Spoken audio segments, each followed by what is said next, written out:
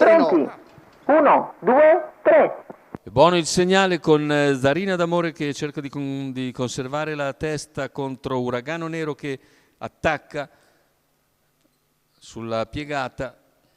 Si infila anche Sympathy Trio che va a chiedere e a ottenere strada, probabilmente c'è stato un cenno d'assenso di Levakovic dell'Annunziata. Numero 5 Calcio si porta a Petral condurre, sbaglia invece Calcio squalificato. Petral e così Sympathy Trio in vantaggio nei confronti di Zarina d'Amore dopo 300 metri di gara. In terza posizione c'è Today Winner Font che precede Big Lan, quindi all'esterno Uragano Nero che non ha trovato posizione in corda, via via tutti gli altri, con il gruppo è tutto sommato ancora abbastanza sgranato. Sympathy Trio completa i primi 600 metri di gara in 45,4 che partendo da fermo è sicuramente una misura interessante. Ora però c'è al suo esterno Zarina d'Amore che va a rilevare nuovamente al comando Sympathy Trio e Zarina d'Amore quindi è leader nuovamente al completamento del giro.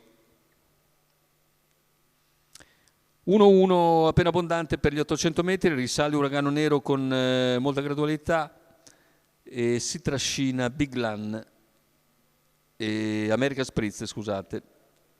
Poi c'è Antonio Boccino, via via tutti gli altri. 1.17,2 per il chilometro iniziale con Zarina d'Amore che è in vantaggio al suo esterno Uragano Nero. La terza ruota di Antonio Boccino, la quarta addirittura di Amore Stecca che ha all'interno il Uragano Stecca Dimar, scusate. Cavalli intanto a poco più di 600 dal palo, insiste Uragano nei confronti di Zarina d'Amore, a contatto è sempre Sympathy Trio. Poi Antonio Boccino che ha preso posizione ed è in seconda pariglia esterna. Cerca di ingambarsi intanto anche Volto del Nord, poi Azalea Jet che scatta al ciglio esterno di tutti.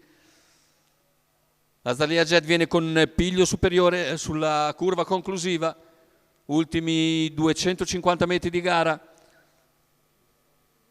Entra ancora al comando Zarina d'Amore con Uragano Nero all'esterno, a centropista Azalea Jet che dà il massimo sforzo, finale con Zarina d'Amore che si difende, Azalea Jet che insiste, Zarina d'Amore però che controlla fin sul palo, mentre al terzo posto finisce Uragano Nero, 1.16,4 il ragguaglio conclusivo e la vittoria per Zarina d'Amore e Simone Levakovic che